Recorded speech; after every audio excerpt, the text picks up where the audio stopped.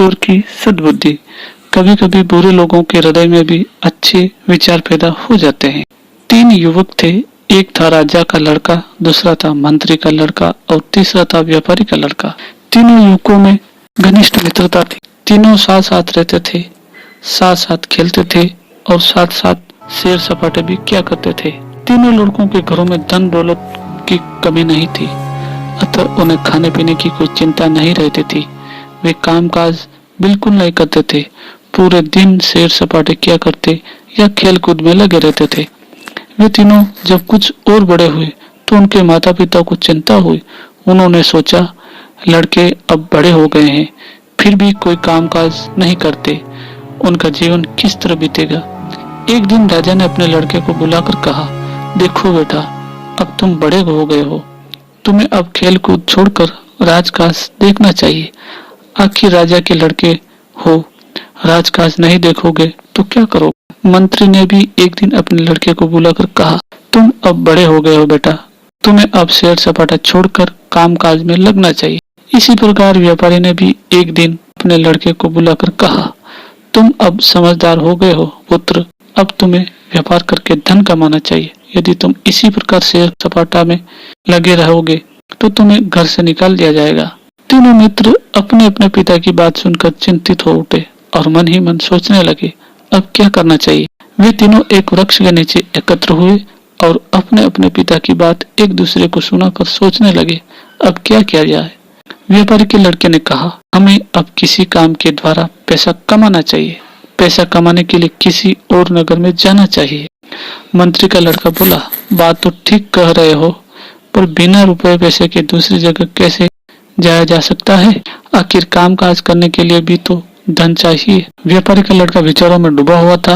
उसने सोचकर कहा, मैं एक ऐसे पर्वत को जानता हूँ जिस पर हीरे जवाहरात और रत्न मिलते हैं। हमें उसी पर्वत पर चलना चाहिए। अगर रत्न मिल गए तो धन की यहाँ समस्या हल हो जाएगी। व्यापारी के लड़के की बात शेष दोनों मित्रों को पसंद आ गई। फिर क्या था, तीनों मित्र पर्वत की ओर चल पड़े। मार्ग में सघन वन पड़ता था। वन के अंत में पर्वत था। तीनों मित्र उस वन को पार करके पर्वत पर आ पहुंचे। पर्वत पर पहुंचकर उन्होंने रत्न खोजना आरंभ कर दिया। दैव योग से उन्हें एक एक बहुमूल्य रत्न मिल गया। तीनों मित्र बड़े प्रसन्न हुए। वे रत्नों को लेकर पर्वत से नीचे उतर पड़े। पर्वत से नीचे उतरकर वे तीनों एक स्थान पर बैठकर सोचने लगे, आगे फिर वही सघन वन मिलेगा। वन में चोर डाकुओं की अधिकता रहती है। कौन जाने किसी चोर या डाकू से भेंट हो जाए। भेंट होने पर वह अवश्य हमारे रत्नों को छीन लेगा। कोई ऐसा उपाय करना चाहिए जिससे चोर डाकू हमारे रत्नों को छीन न सके। तीनों मित्र इसी सोच विचार में डूबे रहे। आखिर उन्होंने एक उपाय खोज ही निकाला।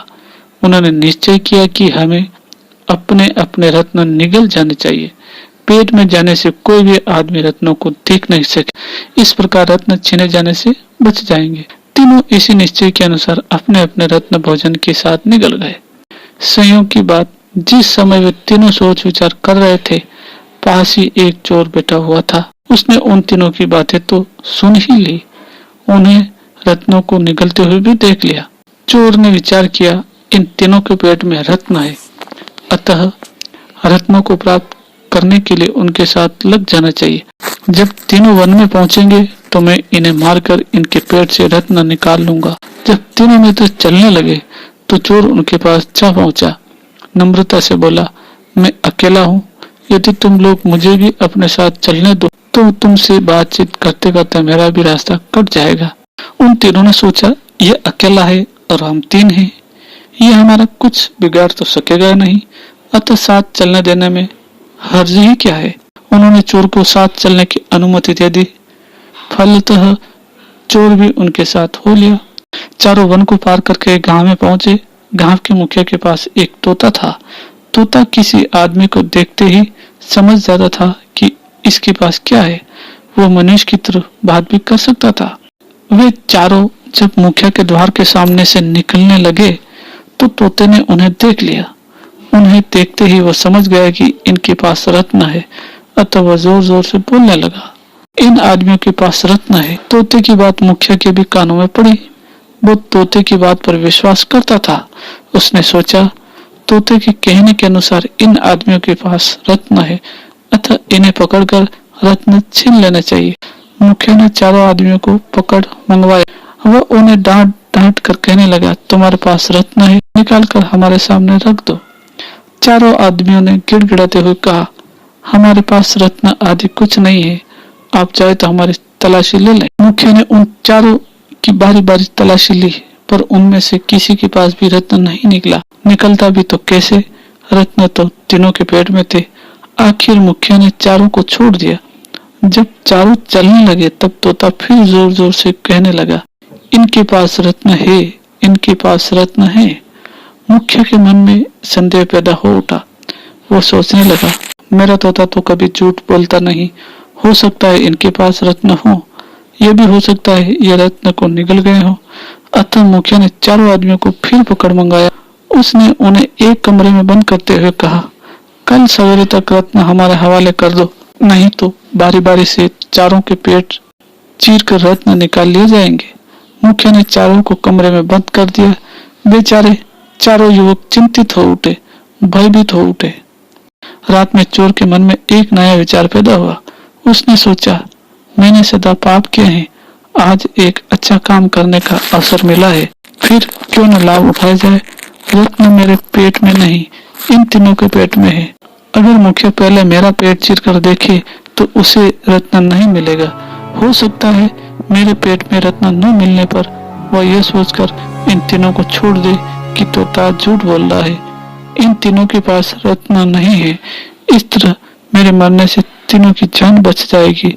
अतः चोर ने तीनों मित्रों को बचाने का निश्चय कर लिया।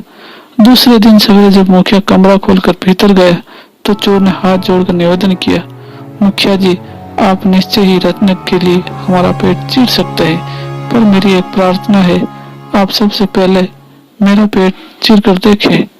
मुखिया ने चोर की बात मान ली और सबसे पहले उसी के पेट की चीर फाड़ की। चोर के पेट में कुछ नहीं मिला, मिलता भी तो कहां से मिलता, रत्न तो तीनों युवकों के पेट में थे। चोर के पेट में रत्न न मिलने से मुखिया ने सोचा, मैंने इसके पेट की चीर फाड़ तो की, पर मिला कुछ नहीं, मैंने व्यर्थ ही इसकी जान ले ली। हो सकता है इन तीनों के पेट में भी रत्न न हो, मुझे व्यर्थ ही इन तीनों की नहीं लेने चाहिए। तो क्या तोता झूठ बोलता है? वो तो पक्षी है, वो सच और झूठ को क्या जाने। मुखिया ने तीनों युवकों को छोड़ दिया। चोर की सद्बुद्धि ने उन तीनों की जान बचा दी। तीनों युवक अपने अपने घर जाकर काम काज करने में लग गए और सुख से जीवन व्यतीत करने लगे। कहानी से शिक्षा, बुरे मनुष्यों के हृदय में भी कभी कभी अच्छे विचार पैदा हो जाते हैं। अच्छे विचारों से सदा भलाई ही होती है। जिस आदमी के विचार स्थिर नहीं रहते उसे धोखा खाना पड़ता है। कहानी समाप्त।